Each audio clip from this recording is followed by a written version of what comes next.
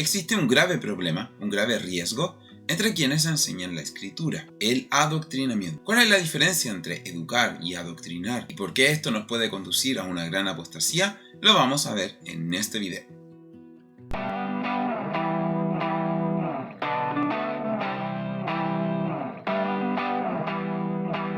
Los que me conocen saben que además de enseñar la escritura en este canal de YouTube llamado Elishab, yo además soy de profesión profesor. Soy profesor de lengua y literatura hace ya 9 años. Y uno de los conceptos que uno primero aprende es la diferencia entre educar y adoctrinar.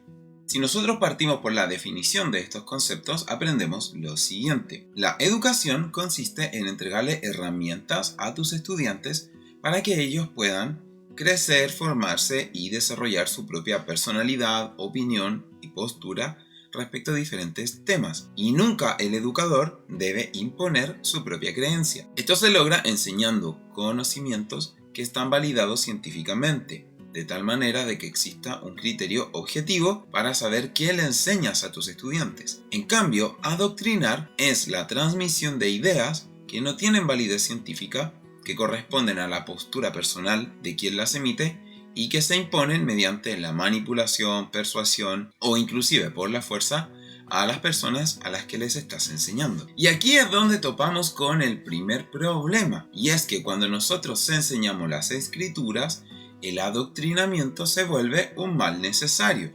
¿Por qué lo digo? Porque nosotros, quienes enseñamos la Biblia, precisamente enseñamos doctrinas bíblicas. Lo que nosotros enseñamos no tiene necesariamente validez científica. Pero entonces, ¿por qué lo hacemos? ¿Y cómo solucionamos este problema? ¿Será que quienes enseñamos la escritura somos unos manipuladores que queremos torcer la voluntad de las personas para someterlas a nuestra propia interpretación personal? ¿Cómo solucionamos el problema del adoctrinamiento? La manera es siendo educados en la Biblia. Este problema en torno a las escrituras ha existido siempre, desde los siglos. Siempre han habido personas que han querido adoctrinar, esto es, imponiendo su propia postura religiosa a las personas que están aprendiendo de ellos, y por otro lado existe quienes realmente educan en la Biblia, que es la solución para este problema. Si nos vamos a la esencia, la principal diferencia entre adoctrinar y educar es que cuando se adoctrina, tú quieres imponer tu propia postura personal a otra persona. En cambio, educar es entregarle herramientas a la persona para que pueda desarrollarse por sí misma. Esto es lo que en educación se conoce como las competencias. Antiguamente, un profesor solamente entregaba conocimiento, contenido. Sin embargo, ahora un buen docente debe entregar un contenido que esté sujeto a una habilidad. Esto es, que los estudiantes puedan aprender a hacer y no solamente aprender. Cuando lo llevamos a la enseñanza de la escritura, la clave es entender lo siguiente. Un adoctrinador va a querer imponer su propia interpretación de la escritura para un beneficio personal. En cambio, un maestro de la escritura lo que va a hacer es que va a permitir que sea la misma escritura la que hable a tu corazón. Va a ser quien te va a mostrar lo que la escritura dice y no lo que se opina al respecto. Y además, un verdadero maestro de Torá nunca obtiene ningún beneficio, pero necesitamos algunas herramientas clave. Así que en este video te voy a entregar 7 estrategias para que tú puedas detectar a un adoctrinador en las raíces hebreas.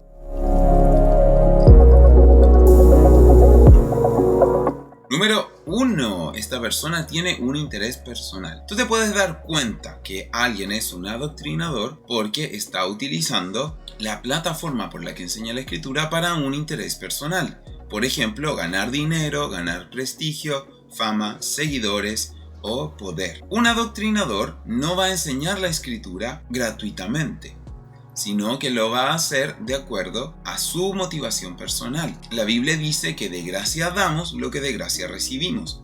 Todas nuestras enseñanzas de la escritura y nuestra formación en el carácter de Adonai lo hemos recibido de gracia de Él. Nosotros no sabríamos que somos Israel de no ser porque Adonai tuvo esa misericordia de nosotros. ¿Cómo entonces podemos lucrar con la enseñanza de la palabra? Hoy en día existen muchos ministerios y muchas personas que obtienen un beneficio económico, que inclusive exigen dinero a cambio o exigen un cierto prestigio o fama a cambio. Distinto es cuando la persona solo se dedica a la obra y entonces recibe un apoyo por lo que están haciendo a quien realmente está obteniendo una ganancia económica que ya está cruzando el límite de lo razonable. Número 2. Es una persona que no entrega criterios claros para el estudio de la escritura. Es importante que cuando leamos la Biblia y la estudiemos tengamos ciertos criterios claros. Por ejemplo, un criterio es que la Biblia se define a sí misma. Tú no puedes tomar una definición extra bíblica y luego esa definición querer ajustarla a lo que la Biblia dice. La Biblia tiene algunos pasajes que son complejos de entender o que son muy simbólicos, pero siempre la misma explicación, la misma definición va a estar contenida dentro de sí misma. Otro criterio claro es el contexto. Siempre el contexto te va a permitir a ti entender qué es lo que Adonai te quiere entregar. Un tercer criterio claro es que la Biblia siempre es espiritual y debe ser discernida de manera espiritual. Otro criterio claro es que la Biblia nunca se contradice a sí misma. Siempre se está reforzando y retroalimentando. Entonces, cuando algún maestro de la escritura te enseña algo y a ti no te parece muy bien, tienes que pedirle un criterio claro. ¿Qué criterio aplicas para entender esto? Y si la persona no tiene un criterio que sea constante a toda la interpretación bíblica, entonces es una persona que te está manipulando para poder obtener lo que quiere. Por ejemplo, creando interpretaciones muy narrativas o muy mágicas de cosas que la Biblia dice que no son así. Número 3. No se somete a la autoridad de la escritura. La Biblia es la autoridad sobre nuestras vidas. Por lo tanto, si la Biblia lo dice, debemos aceptarlo. Cuando una persona quiere imponer una opinión y esa opinión no está basada claramente en la Biblia, pero aún así lo hace, es un adoctrinador. Cuando podemos ver que la vida de la persona no se condice con lo que la Escritura pide, con los estándares que la Escritura nos pide, esa persona no está siendo coherente con lo que la Escritura enseña. Número 4. Es una persona que elimina las opiniones contrarias o no reconoce su error. Podemos ver que una persona es un adoctrinador cuando no admite crítica, opinión, discusión, etc. Hay muchas personas que cuando se les hace un comentario criticándoles o mostrándole que lo que enseñaron están en un error, los borran, lo bloquean a las personas. Ahora, paréntesis, es verdad que hay gente muy insoportable en internet y a veces hay gente que cruza el límite del marco del buen trato y del respeto, ofenden, humillan, insultan,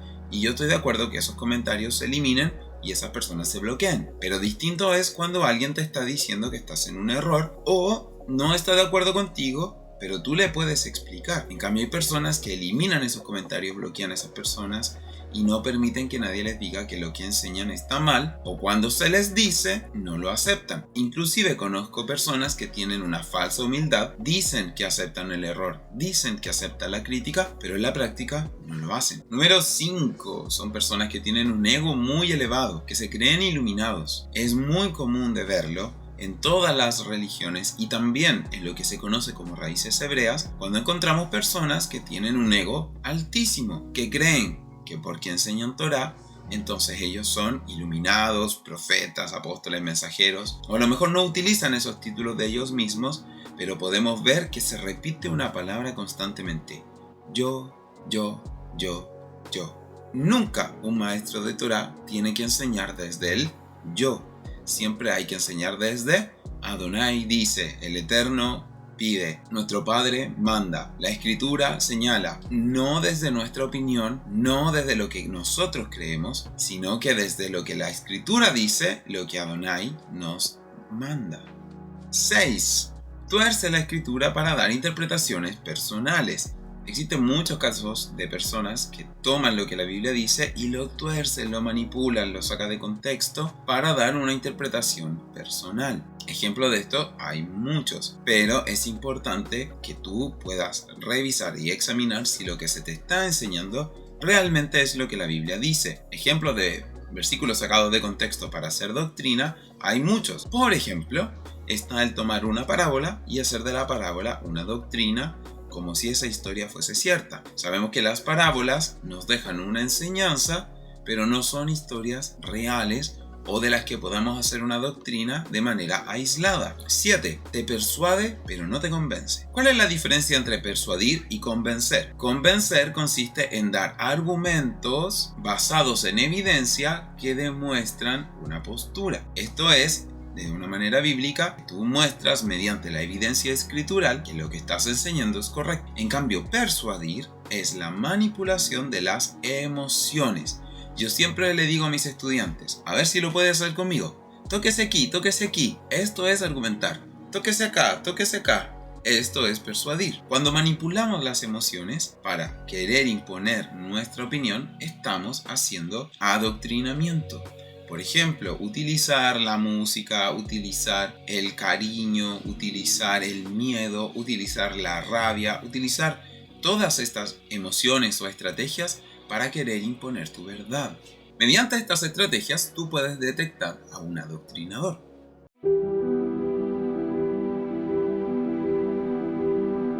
La Escritura nos dice que tenemos la palabra profética más segura. La evidencia de que la Biblia es cierta, es verdadera, desde Génesis hasta Apocalipsis, y que eso es lo que el Eterno nos entregó, es inmensa. Existe muchísima evidencia de que la Biblia es cierta, que lo que se enseña es verdad y que es palabra viva y eficaz. La Escritura dice que la palabra es una espada y nos dice que es una semilla que crece en el corazón de una persona. Pero el adoctrinamiento ha existido desde siglos. No es que ahora en las raíces hebreas lo estemos viendo, es que siempre el enemigo ha infiltrado, explotando el ego de las personas, explotando su codicia o su sed de poder para la manipulación mediante la Biblia. Pero Adonai siempre ha mantenido un remanente fiel. Quiero que pienses en esto. ¿Cuál ha sido la única manera en que la verdad se ha preservado? En que a pesar de los siglos y siglos y siglos en que las distintas religiones han querido imponerse, han querido someter a las personas, ¿qué ha sido lo único que ha frenado este avance? ¿Qué ha sido lo único que no ha permitido que esto ocurra? ¿Cuál ha sido el único criterio claro y estable que hemos tenido? La Biblia. No existe otro libro que pueda hacer esto. Cuando la Iglesia Católica tenía todo el monopolio, todo el poder de la interpretación bíblica y tenían todo el monopolio sobre las vidas y bienes de las personas, surgió un hombre, Martín Lutero, que clavó las tesis y provocó un cisma que generó la Iglesia Evangélica. ¿Qué impulsó a Martín Lutero a hacer esto? Su estudio de la Biblia. Martín Lutero tuvo muchos errores y era antisemita y no pudo darse cuenta de que nuestra verdadera identidad es Israel. Pero ¿cómo nos dimos cuenta que nuestra verdadera identidad es Israel y que somos herederos de los pactos y las promesas? Fue leyendo la Biblia. No han sido ni descubrimientos históricos, científicos, arqueológicos, antropológicos,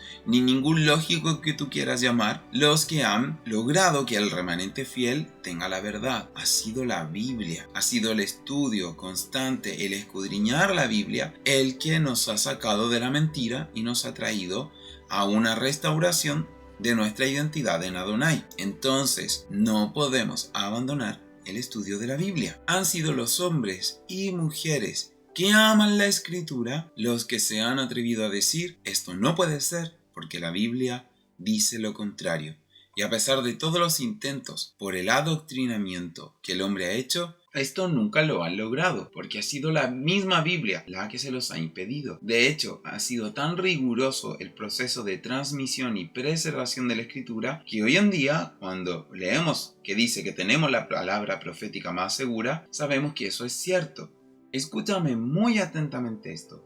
Cualquiera, no importa cuántos seguidores tenga en YouTube, cuánta trascendencia tenga en tu vida, cuánto tú aprendiste antes de esa persona, cualquiera que quiera relativizar, desautorizar, alejarte, disminuir la importancia de la Biblia, es una persona que te está adoctrinando. Porque no te está enseñando desde la Biblia, no te está entregando la sana doctrina, sino que está siguiendo una agenda personal. ¿Te acuerdas cuando te decía que la manera de encontrar un adoctrinador es cuando la persona no tiene un criterio claro, sino que te da su interpretación? Bueno, el primer criterio claro es que nuestra base de fe es la Escritura, es la Biblia. Eso nos separa de la adoración a cualquier otro Elohim o del ateísmo. Seamos como los de Berea, que cuando Pablo les enseñaba, a pesar de que era Pablo, que estaba guiado por el Ruach, ¿qué hicieron ellos? Ellos todo lo examinaban a la luz de la Escritura, y debemos ser como ellos. ¿Por qué nosotros llegamos a nuestra identidad como Israel? Porque esta enseñanza nos dimos cuenta que es consistente con toda la Biblia, de Génesis a Apocalipsis. No está basada solo en el Nuevo Testamento, o no está basada solamente en algunos versículos por aquí y por allá y cosas que Pablo dijo. No, esta enseñanza está basada, este camino está guiado por una lectura que es consistente de la primera palabra de Génesis 1.1 hasta la última palabra de Apocalipsis. Y no tiene que ver con sentimientos, no tiene que ver porque queramos ser israelitas o no, no tiene que ver con cosas bellas o feas, porque de hecho muchos al principio teníamos un shock, una disonancia cognitiva. Nos parecía, pero entonces toda la vida me han engañado. Y no queríamos creer que fuera cierto. Yo no lo quería creer así. Pero luego me di cuenta que sí es la voluntad de Adonai. ¿Por qué? Porque es consistente con la Biblia. Pero ¿cuál es el problema? Y permíteme que te lo diga directamente. La gente es floja. La gente no quiere estudiar. La gente no examina lo que se le enseña a la luz de la Escritura y no tiene espíritu de crítica. La gente es demasiado cómoda y prefieren aceptar que les enseñen mentiras con tal de sentirse cómodos, o que no exista división, o que no existen problemas. La gente confunde el amor con el quedarse callado, con el tolerar, el apartarse de la Escritura. Hermano, amar es hacer un llamado a volver a la raíz bíblica de nuestra fe. Eso es el verdadero amor. Eso es guiar a la persona a lo mejor que la persona pueda tener. Una fe basada en la Biblia.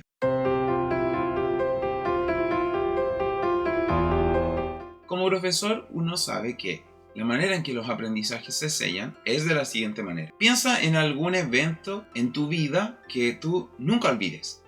¿Cuál puedes tú decir, esto yo nunca lo olvidé? Siempre lo recuerdo. Te aseguro que ese evento que está grabado a fuego en tu memoria está marcado con alguna emoción muy fuerte. Un evento queda en la memoria cuando es permeado por el miedo, por la alegría, por la tristeza. Una emoción fuerte logra que esa emoción permee un recuerdo o un aprendizaje y quede grabado en nuestra memoria. Te aseguro que tú recuerdas a ciertos profesores con cariño y lo que te enseñaron lo aprendiste de corazón, y otros profesores los recuerdas con miedo o rabia y lo que te enseñaron probablemente ya lo olvidaste. Porque las emociones permean los aprendizajes y los sellan en nuestra mente. Así funciona. Pero esto no es suficiente. No se trata de que yo te emocione para que tú recuerdes algo que yo te quiero enseñar, porque eso seguiría siendo adoctrinar, y por otra parte eso no produce verdaderos cambios. No es lo mismo saber que saber hacer que ser. Permíteme que te lo explique de la siguiente forma. Podemos pensar, por ejemplo, en una persona que tiene mucho conocimiento teórico, pero que no sabe ponerlo en la práctica. Esa es una persona que está en el saber. Sabe, pero todo lo que sabe no le sirve de nada. Si recuerdas, en el colegio muchas veces uno criticaba, ¿y de qué me sirve saber esto? ¿Cuándo lo voy a usar alguna vez en la vida? ¿Los logaritmos me van a servir para comprar el pan? ¿Saber lo que son las figuras literarias me va a servir para una entrevista de trabajo? Y la respuesta es que no te sirve. Y son conocimientos que, como no se ocupan, se olvidan. Luego tenemos el saber hacer, que es cuando esos conocimientos tú realmente los usas, los utilizas. Entonces ya no es solo teoría, sino que lo puedes poner en la práctica. Pero déjame darte un ejemplo de cómo esto no es suficiente. Resulta que un grupo de personas, unos alemanes, fueron capaces de diseñar una cámara que era espectacular, porque lograban maximizar los resultados minimizando los gastos. Déjame decirte cuál era esa cámara. Era la cámara de gas, en la que murieron millones de personas. Y esa cámara de gas hasta el día de hoy se estudia porque fue hecha con un nivel de eficiencia tan alto que las muertes de las personas se lograban con el mayor resultado. Los alemanes, en la Alemania nazi, fueron capaces de crear toda una ingeniería, una industria del genocidio, donde todo estaba milimétricamente calculado para optimizar los resultados. Te hago una pregunta. ¿Conoces a alguien que es un experto en su área, que lo sabe todo y es muy hábil? Todo lo puede resolver. Puede hacer muchas cosas con lo que sabe, pero es una mala persona. Es una persona que realmente uno dice es terrible, tiene un carácter espantoso. Lo único que hace es alejar a las personas que tienen a su alrededor, porque en realidad nadie lo soporta. Porque saber hacer no es suficiente. Porque lo que nosotros debemos apuntar es al ser. Es que el conocimiento te transforme. Por ejemplo, cuando yo le doy a mis estudiantes a leer un libro, pongamos por ejemplo el diario de Ana Frank, a mí no me basta con que ellos sepan que fue en el contexto de la Segunda Guerra Mundial. A mí no me basta con que ellos puedan leer e interpretar correctamente el libro. Yo quiero que esa experiencia que ellos están teniendo al leer la historia de Ana Frank cambie lo que son y genere en ellos empatía, genere en ellos solidaridad, genere en ellos el amor al prójimo. Cuanto más la Biblia no basta con que la sepas, no basta con que puedas hacer lindas prédicas con ella, tienes que vivirla, tienes que ser lo que la Biblia dice de ti. Esta es la diferencia entre aprender y aprehender. Aprender es saberlo, es intelectual. En cambio, aprehender es permitir que sea lo que está entrando se vuelva parte de ti. El estudio de la palabra debe ser sellado no por las emociones, por el ruaj. Y no porque tú quieras mucho a un predicador, tienes que aceptar todo lo que el predicador te dice, porque eso es dejarte manipular por un sentimiento. Es que tiene que la palabra de Adonai entrar en tu vida, el ruaj debe sellar eso, el ruaj es el espíritu, para que luego sea parte de ti, de tu interior.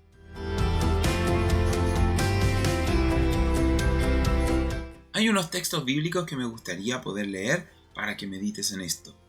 ¿Qué nos dice la Biblia? ¿Que debemos ser oidores y luego seguir con nuestra vida? ¿O que debemos examinarlo todo y retener lo bueno? Y debemos ser capaces de distinguir cuando alguien nos está educando en la Torá o cuando alguien nos está adoctrinando. Primera de Tesalonicenses 5:21 nos dice: sométanlo todo a prueba, aférrense a lo bueno. Primera de Juan 4:1 nos dice: no crean a cualquiera que pretenda estar inspirado por el Espíritu, sino sométanlo todo a prueba. No creamos a cualquiera que dice que viene inspirado por el Ruach, o que recibió una gran revelación, o que Adonai le mostró, o que está convencido que es lo que Adonai quiere. Si se está apartando de la Biblia, no le creas. Segunda de Pedro 3:17-18 nos dice: manténganse alerta, no sea que, arrastrados por el error de esos libertinos, pierdan la estabilidad y caigan. No seamos arrastrados por cualquier viento de doctrina, no porque una persona lo diga de forma muy bonita, o no porque una persona enseñe algo que suene lleno de amor, significa que es cierto. Recordemos que Adonai es fuego consumidor también. Recordemos lo que se nos dice en Hechos de la Asamblea de Berea, en Hechos 17:11. Todos los días examinaba las Escrituras para ver si era verdad lo que se les anunciaba. Permítame que te deje con esta reflexión. Por el fruto se conoce el árbol. Sabemos que esas son palabras bíblicas. Nuestro oído debe estar entrenado para captar las palabras bíblicas. Entonces, si alguien relativiza la Escritura, te dice que en realidad es que el canon, es que esto, es que la manipulación, es que los versículos mal traducidos, ¿eso qué produce como fruto?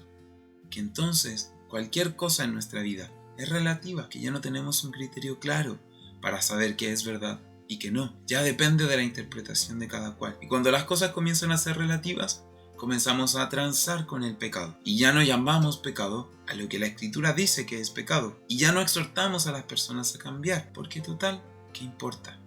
En cambio, cuando alguien es firme en la palabra y te dice: mira, no es lo que yo digo, es lo que la Biblia dice, y la Biblia es palabra de Adonai, entonces las vidas son cambiadas. Nuestras vidas fueron cambiadas por eso en primer lugar, porque descubrimos que somos Israel en base a lo que la Biblia nos dice, ya que Adonai nos quitó el velo para poder ver. Dime si no has dicho esto, pero si estaba escrito ahí, y yo lo leí tantas veces y nunca me di cuenta. Que el Ruach quite el velo a nuestros ojos. Dos cosas: dejemos de idolatrar a los líderes. Todos cometen errores, algunos bien intencionados, otros mal intencionados. No permitemos que nos adoctrinen, y la única manera de hacer esto es esforzándonos, leyendo la Escritura y siendo valientes para no quedarnos callados cuando alguien esté enseñando algo que está mal, sino que confrontando con la única espada que tenemos, que es la Biblia. Mi nombre es Gonzalo Ruz, gracias por acompañarme en este video. Yo soy parte de la comunidad La Pequeña Manada y ha sido realmente una bendición para mí poder entregar esta enseñanza que, aunque no ha sido fácil, es necesaria.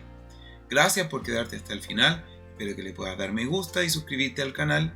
Y sobre todo, te pido que lo compartas, porque creo que este mensaje es clave para el crecimiento del pueblo de Adonai. Muchas gracias. Nos vemos entonces el próximo Shabbat. Shalom.